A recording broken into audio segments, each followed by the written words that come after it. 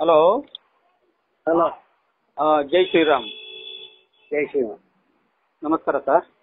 ನಮಸ್ಕಾರ. ಮೊನ್ನೆ ನಾನು ಒಂದು ಯೂಟ್ಯೂಬ್ ಅಲ್ಲಿ ಇದನ್ನ ಕೇಳಿಸ್ಕೊಂಡೆ ಸರ್. ನೀವು ಮಾತಾಡಿದ್, ನೀವು ಜಯಂತ್ ಅವ್ರು ಮಾತಾಡಿದ್ದು ಸರ್, ದೇಶದಲ್ಲಿ ಬಡ ಜನಗಳು ಬದುಕಬೇಕು ಅಂತ ಅನ್ನೋ ಕಾನ್ಸೆಪ್ಟ್ ಇದೆಯೋ ಇಲ್ಲ ಬೇಡ ದುಡ್ಡಿರೋರು ಮಾತ್ರ ಬದುಕಬೇಕು ಅಂತ ಇದೆಯಾ ಸರ್ ಉದ್ದೇಶ? ಅಲ್ಲ, ಎಲ್ಲರೂ ಬದುಕಬೇಕು ಅಲ್ವಾ?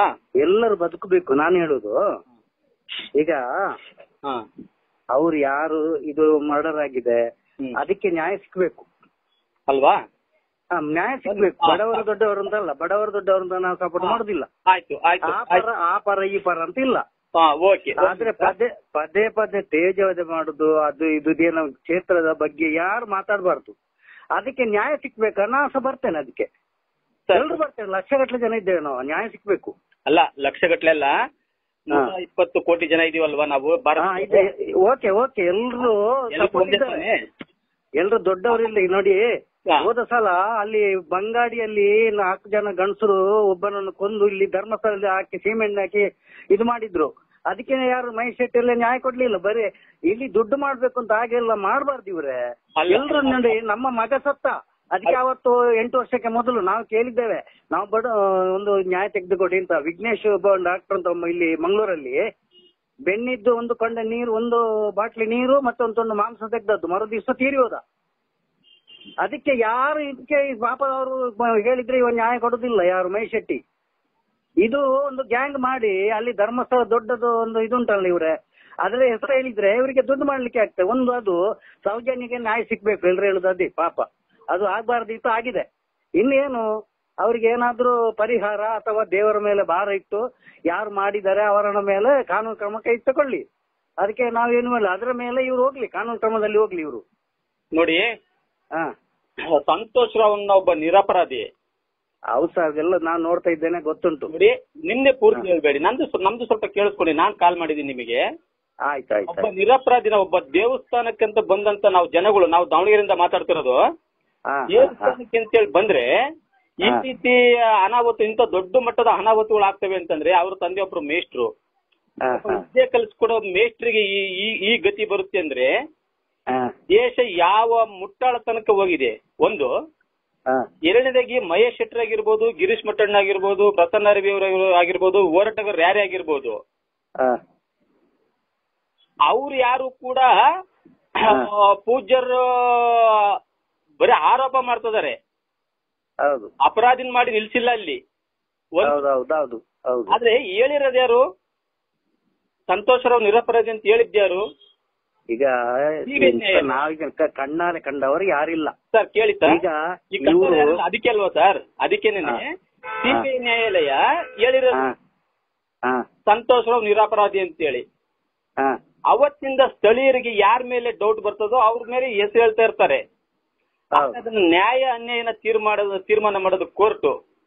ಅದೇ ಹೇಳಿದ್ದು ನಾನು ಕೂಡ, ಕೋರ್ಟ್ ಅಲ್ಲಿ ಮಾಡ್ಬೇಕು. ಹೌದು, ಕರೆಕ್ಟ್ ಅಲ್ವಾ? ಹೌದು. ಈಗ ಮತ್ತೆ ಹೋರಾಟ ಮಾಡೋದು ತಪ್ಪ? ಹೋರಾಟ ಮಾಡ್ಲಿ, ಈಗ ಹೋರಾಟ ಮಾಡ್ತಾರೆ. ಓಕೆ, ಒಂದ್ ನಿಮಿಷ. ಧರ್ಮಕ್ಷೇತ್ರದಲ್ಲಿ 100 ಹೆಣಗಳು ಬೀಳುತ್ತೆ ಅಂತಂದ್ರೆ ಏನ್ ಅರ್ಥ ಇದಕ್ಕೆ? ಇಲ್ಲ ಸರ್, ನಾವು ಹಾಗೆಲ್ಲ ಇಲ್ಲ. ಸುಮ್ಮನೆ ಅದೆಂತ ಗೊತ್ತುಂಟಾ, ದಯಮಾಡಿ ನೋಡಿ, 20 ವರ್ಷಕ್ಕೆ ಮೊದಲೆಲ್ಲ 2-3 ಅಲ್ಲಿ ಇದಾಗಿದೆ. ಅಲ್ಲಿ ಅಲ್ಲ, ಇಲ್ಲಿ ತಾಲೂಕು ಬರ್ತದೆ. ಸಂತೋಷ್ ರಾವ್ ನಿರಪರಾಧಿ ಅಂತ ಹೈಕೋರ್ಟ್ ಸಿಬಿಐ ನ್ಯಾಯಾಲಯ ಯಾವತ್ತು ಹೇಳ್ತು ಅವತ್ತಿಂದ ನಾವು ಫಾಲೋ ಮಾಡ್ತಾ ಇದೀವಿ.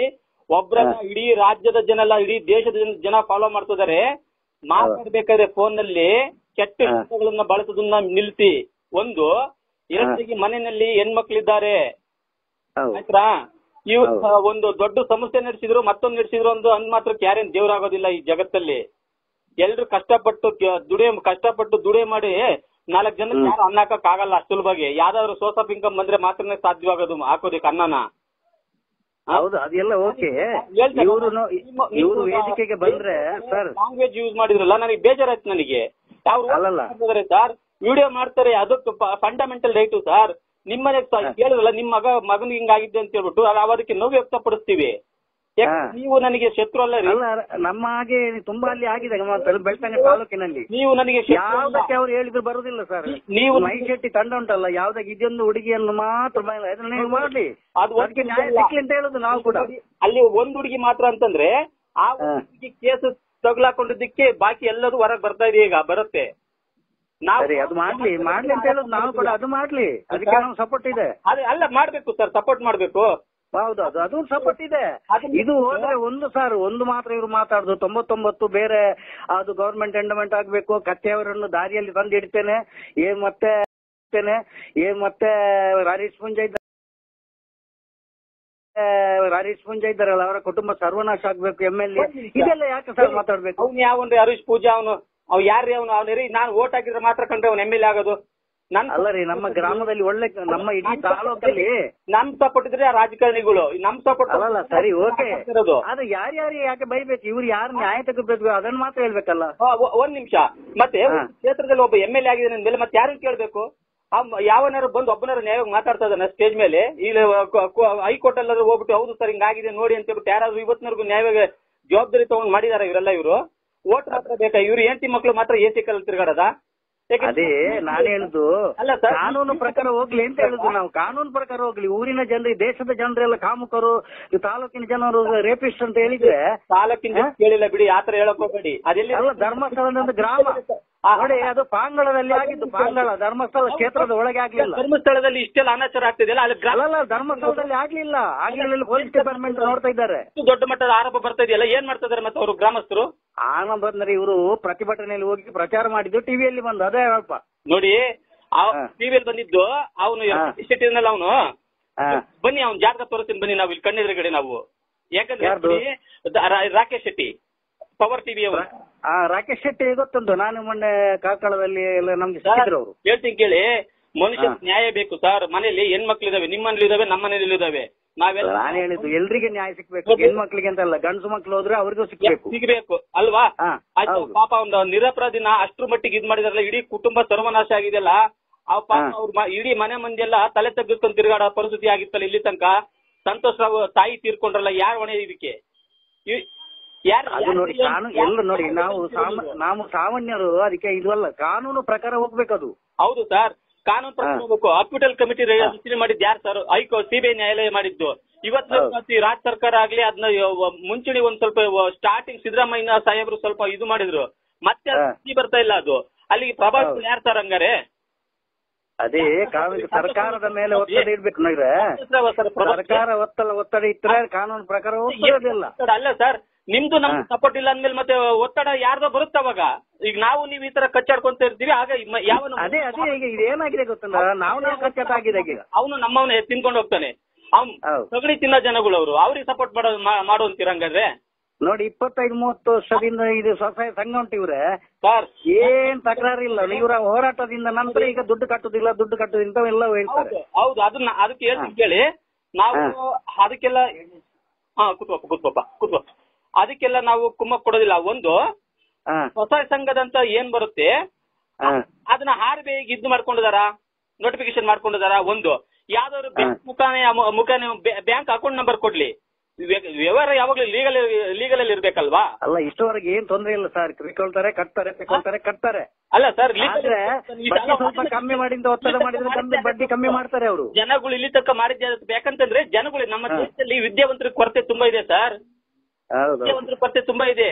ಅದನ್ನೆಲ್ಲ ಬುದ್ಧಿವಂತರು ನಾವೆಲ್ಲ ಇಷ್ಟೆಲ್ಲ ಮಾತಾಡ್ಬೇಕಾರೆ ಆ ವಿದ್ಯೆ ಅಂತಕ್ಕದ್ದನ್ನ ಒಬ್ಬ ವಿದ್ಯಾದಾನ ಮಾಡೋ ಮೇಸ್ರು ಕಣ್ಣಲ್ಲಿ ನೀರ್ ಹಾಕಿಸ್ದಾಗ ಇನ್ನೇನಾಗುತ್ತೆ ಕರ್ಮ ಇಲ್ಲಿ? ಅದೆಲ್ಲ ಓಕೆ. ಇದು ಏನಾಗಿದೆ ಗೊತ್ತಲ್ಲ, ಈಗ ಹಿಂದೂಗಳು ಇದು ಹೊಡೆದಾಟ ಮಾಡ್ಕೊಂಡು ಸಾಯುವ ಪರಿಸ್ಥಿತಿ ಮಾಡಿದ್ದಾರೆ. ಹೇಳ್ತೀನಿ, ನಿಮ್ಮ ರಿಕ್ವೆಸ್ಟ್ ಮಾಡ್ತೀನಿ, ಹೇಳ್ತೀನಿ ಕೇಳಿ ಸರ್. ಲಾಸ್ಟ್ ಚೆನ್ನಾಗಿರ್ಬೇಕು, ಕಾಲಲ್ಲಿ ಮಾತಾಡ್ಬೇಕಾದ್ರೆ ಅದೇನ್ ಸರ್ ಅದು? ತಾಯಿ ಎಲ್ಲ ಒಂದೇ ಕಣ್ರಿ, ತಾಯಿ ಎಲ್ಲ ತಾಯಿನೂ ಒಂದೇನೆ, ಎಲ್ಲ ಬೇರೆ ಅಲ್ಲ. ನಿಮ್ ತಾಯಿ ಬೇರೆ ಅಲ್ಲ, ನಮ್ ತಾಯಿ ಬೇರೆ ಅಲ್ಲ, ಎಲ್ಲ ಒಂದೇ. ನಾನು ಹೇಳಿದೆ ಮೊನ್ನೆ, ಎಲ್ಲ ಒಂದೇ, ರಕ್ತ ಒಂದೇ, ಜನ ಒಂದೇ ಅಂತ ಹೇಳಿದೆ. ಅದಕ್ಕೆ ಅವ್ರು ಹೇಳಿದ್ದು ಜೈನರಿಗೆ ಸಪೋರ್ಟ್ ಮಾಡಬೇಡ, ಜೈನರ ಆಳ್ವಿಕೆ ಅದು ದೇವಸ್ಥಾನ ಅಲ್ಲ ಹಾಗೆ ಅಂತ ಹೇಳಿದವರು. ತಪ್ಪು ಮಾಡಿದ್ರೆ ಉಪ್ಪು ನೀರು ಕುಡಿತಾನೆ ಅವ್ನು, ಯಾವನಾರೇ ಆಗಿರ್ಲಿ. ಹೇಳ್ತೀನಿ ಕೇಳಿ. ಹೌದು, ಅದು ಹೇಳಿದೆ ನಾನು ಮೊನ್ನೆ. ಅವರು ಸಪೋರ್ಟ್ ಮಾಡಿದೆ ಅಂತದ್ದು. ಯಾರೇ ತಪ್ಪು ಮಾಡ್ಲಿ, ತಪ್ಪು ಮಾಡಿದವರಿಗೆ ಶಿಕ್ಷೆ ಸಿಗ್ತದೆ ಅಂತ ಹೇಳಿದ್ದೇನೆ ನಾನು ಮೊನ್ನೆ ಸರ್. ಅವ್ರು ನೋಡಿದ್ರೆ, ಸಂತೋಷ್ ರಾವ್ ಮನೆ ನೋಡಿದ್ರೆ ಹೊಟ್ಟೆ ಉರಿತಾ ಇದೆ ಸರ್.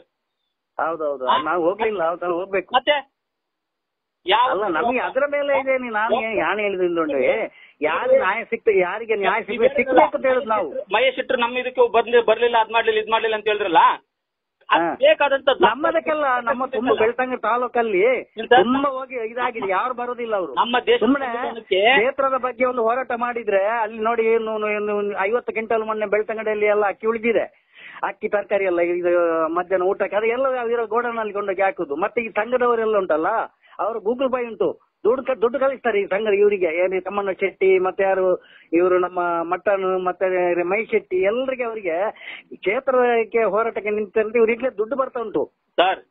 ಆ ದುಡ್ಡು ಹೇಳ್ತೀನಲ್ವಾ, ಆ ದುಡ್ಡು ಈ ಸ್ವಸಹಾಯ ಸಂಘದ ದುಡ್ಡು ಇದೆಯಲ್ಲ, ಅದಕ್ಕೂ ಹೋಲಿಕೆ ಮಾಡ್ಕೊಳಕ್ ಆಗೋದಿಲ್ಲ. ಮತ್ತೆ ಎರಡನೇದಾಗಿ ಇವರು ನಮಗೆ ಅದ್ರ ಮಾಹಿತಿ ನಮಗಿಲ್ಲ, ಡೀಟೇಲ್ಸ್. ಆದ್ರೆ ನಮಗ್ ಬೇಕಾಗಿದ್ದು ಸೌಜನ್ಯ ನ್ಯಾಯದ ಪರವಾಗಿ ಹೋರಾಟ.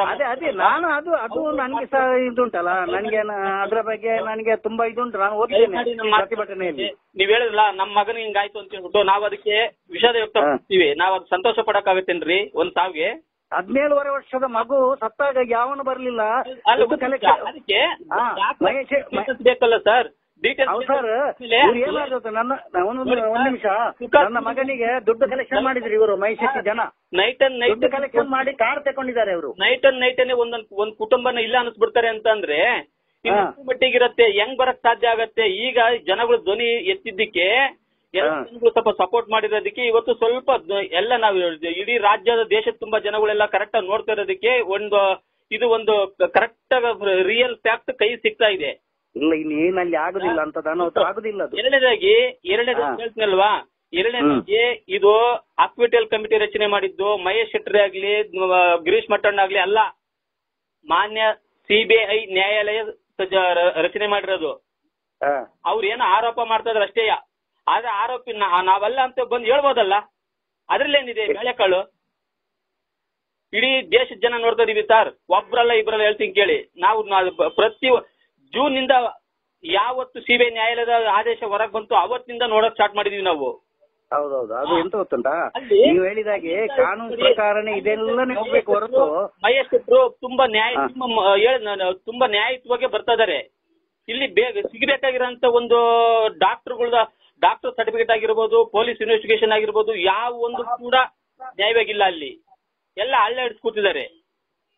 ಹೆಂಗ್ ಸರ್ ನೋಡಿ, ಯಾರು ಆ ಕಡೆ ಸಪೋರ್ಟ್ ಮಾಡುದಿಲ್ಲಲ್ಲ, ಎಂತ ಮಾಡೋದು? ದಯಮಾಡಿ ಹೇಳ್ತೀನಿ ಕೇಳಿ ಸರ್, ಅಂತದಕ್ಕೆಲ್ಲ ಕುಮ್ಮಕ್ ಕೊಟ್ರೆ ನಾನು ಹೇಳ್ತೇನೆ, ನಿಮ್ಮ ಮಗು ಇದಾಯ್ತು ಅಂತ ಹೇಳಿದ್ರಲ್ಲ, ನಾವು ವಿಷಯ ವ್ಯಕ್ತಪಡಿಸ್ತೀವಿ ಸರ್. ಯಾಕಂತಂದ್ರೆ ನೀವ್ ಯಾರು ಸರ್ ನನಗೆ, ನಾನು ನಿಮ್ಮನ್ನ ಇದ್ ಮಾಡ್ಕೊಳಕ್ಕೆ? ನಾನು ಅಣ್ಣನ ತಮ್ಮನ ಆಗಿರ್ತೀರಿ ಅಷ್ಟೇಯ. ನಾನು ಶತ್ರು ಅಂದ್ರೆ ನೀವು ನನಗೆ ಬ್ರಿಟಿಷ್ ಅವ್ರೇನ್ರಿ? ಇಲ್ಲಪ್ಪ, ನಾವೀಗ ಸುಮ್ಮನೆ ನಾನು ಹೇಳುದು ಎಲ್ಲಿ ಹೋದ್ರು ನ್ಯಾಯದ ಪರವಾಗಿ ಮಾತಾಡೋಣ. ಆಯ್ತಾಯ್ತು. ತಪ್ಪು ಸರ್ ಅದು, ದೇವರನ್ನಾಗ್ಲಿ ನೀವೇನಾದ್ರು ತಿಳ್ಕೊಳ್ಳಿ. ನೀವು ಮಾತಾಡಿದ್ದು ನನಗೆ ಸ್ವಲ್ಪನೂ ಇಷ್ಟ ಆಗ್ಲಿಲ್ಲ. ಅವ್ನು ನೋಡಿ ಸರ್, ಅವನು ಜಯಂತ್ ಅಲ್ಲಿ ಇಲ್ಲಿ ಮಾಡ್ತಿದ್ರೆ ಬಂದ್ಬಿಟ್ಟು ಅಲ್ಲಿ ಆನ್ ದಿ ಪ್ಲೇಸ್ ಅಲ್ಲಿ ಅವನಿಗೆ ಗೊತ್ತಿರೋ ಪ್ಲೇಸ್ ಎಲ್ಲೆಲ್ಲಿ ಏನೇನಾಗಿದೆ ಅದು ತೋರಿಸ್ತದಾನೆ. ಅದು ತಪ್ಪೇನಿದೆ ಅದರಲ್ಲಿ? ಅಲ್ಲ, ಅದು ಕಾವಂದರ ಅಂದ್ರೆ ಅಲ್ಲಿ ಬೇರೆ ಜನ ಮಾಡಿದ್ದು 25 ವರ್ಷಕ್ಕೆ ಮೊದಲು. ಸರ್ ಒಂದ್ ಮಾತು ಹೇಳ್ತೀನಿ, ಒಂದು ಧರ್ಮ ಕ್ಷೇತ್ರದಲ್ಲಿ ಇಂತ ಅನಾಚಾರಗಳು ನಡಿಬಾರ್ದು. ನಾವು ಅವ್ರ ಪಾದ ಮುಟ್ಟಿ ನಮಸ್ಕಾರ ಮಾಡ್ಬರೋ ಜನ ನಾವು.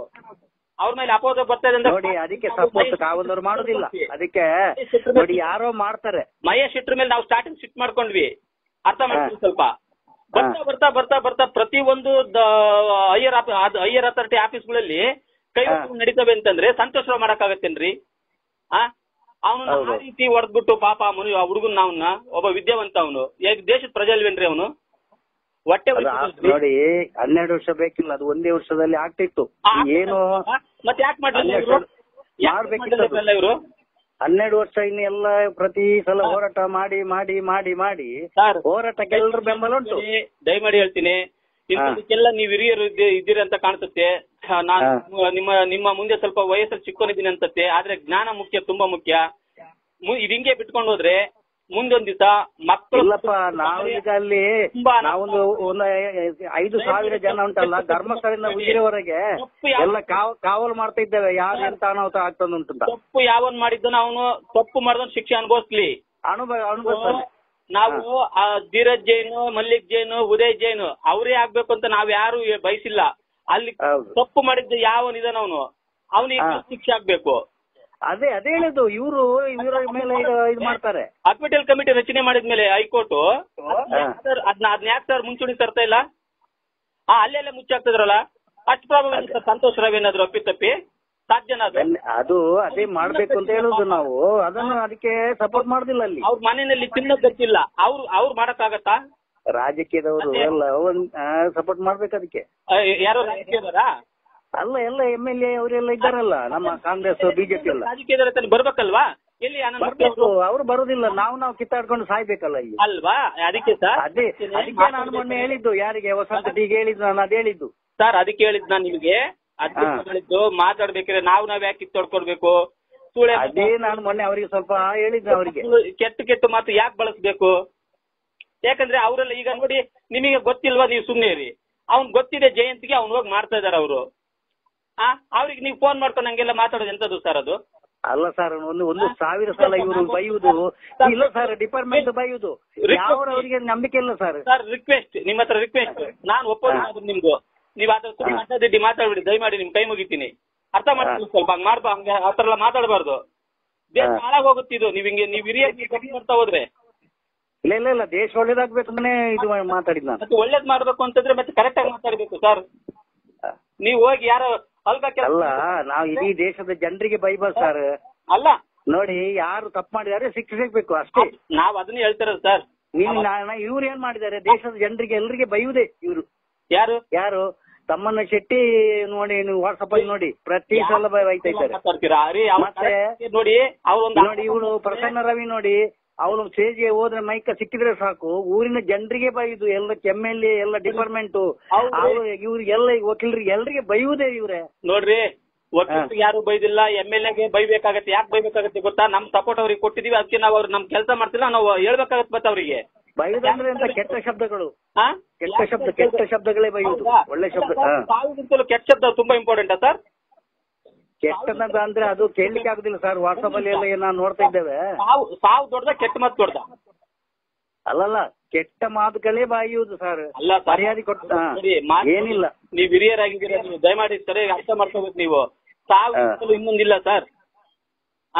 ಆ ಮಗುವಿಗೆ ಹೋಗಿ ಸಾಯಿಸಿದ್ರಲ್ಲ, ಬರೀ ನಮಗೆ ಅಂತ ಗೊತ್ತುಂಟ, ಯಾರು ಮಾಡಿದ್ದಾರೆ ಅವ್ರಿಗೆ ಶಿಕ್ಷೆ ಸಿಕ್ಬೇಕು. ಗೊತ್ತಿಲ್ಲ ಅಂದ್ಮೇಲೆ ಮತ್ತೆ ಹೆಂಗ್ ಸರ್ ಮಾತಾಡ್ತೀರಿ ನೀವು ಅಷ್ಟಕ್ಕೊಂದು? ಅಲ್ಲ, ಯಾರು ಇದು ಮಾಡಿದ್ದಾರೆ ಅವ್ರಿಗೆ ಇದು ಮಾಡ್ಬೇಕು. ಅವ್ರು ಅಲ್ಲಿ ಡೈರೆಕ್ಟ್ ಅಲ್ಲಿ ಹೋಗ್ಬೇಕು ಇವರು. ಅದಕ್ಕೇನೆ ಹೇಳ್ತೀನಿ ಕೇಳಿ, ದೇಶದ ಜನರನ್ನ ಹಿಡಿದು ದೇಶದವರಿಗೆ ಎಲ್ಲ ತಾಲೂಕಿನ ಜನರಿಗೆ ಬೈದ್ರೆ ಎಲ್ಲರೂ ಒಟ್ಟೆ ಆಗ್ತಾರೆ. ಹಾಗೆಲ್ಲ ಮಾಡಬಾರ್ದು. ದೇಶದ ಜನರಿಗೆ ಯಾರು ಬೈದಿಲ್ಲ ಬಿಡಿ, ನೀವು ಆತರ ತಿರುಗಿಸ್ಕೋಬೇಡಿ ಮಾತುಗಳನ್ನ ಬಿಡಿ. ಅದು ದೇಶದ ಜನಕ್ಕೆ ಯಾರು ಬೈಯಕ್ ಆಗೋದಿಲ್ಲ ಹಂಗೆಲ್ಲ. ಮತ್ತೆ ಅಲ್ಲಿ ನೋಡಿ, 50,000 1 ಲಕ್ಷ ಜನಕ್ಕೆ ಊಟ ಹಾಕ್ತಾರೆ 2 ಹೊತ್ತು.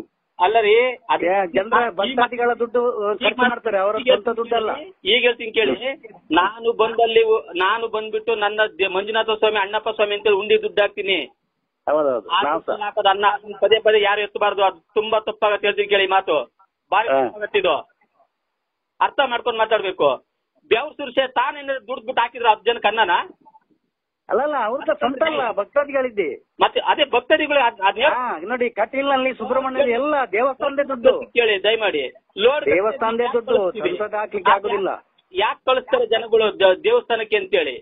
ಯಾಕೆಂದ್ರೆ ಇವರು ಜನಗಳು ವೈರಿತನ ಆಡಿ ನೋಡಿ, ಅಲ್ಲಿ ನ್ಯಾಯ ತೆಗೆದುಕೊಡೋದಿಲ್ಲ. ದಯಮಾಡಿ ಹೇಳ್ತೀನಿ, 12 ವರ್ಷ ಆಯ್ತು ಇವ್ರೆ. ಅಲ್ಲ ರೀ, ಇದು 12 ವರ್ಷ ಆಯ್ತಲ್ವಾ? ನ್ಯಾಯ ಸಿಕ್ಲಿಲ್ಲ ಒಂದ್ ಹೆಣ್ಮಗುಗೆ ಅಂತಂದ್ರೆ ನಾನು ಹೇಳ್ತಿಲ್ವಾ, ನಿಮ್ಮ ತಾಯಿ ಬೇರೆಲ್ಲ, ನಮ್ ತಾಯಿ ಬೇರೆಲ್ಲ, ಎಲ್ಲ ಒಂದೇ.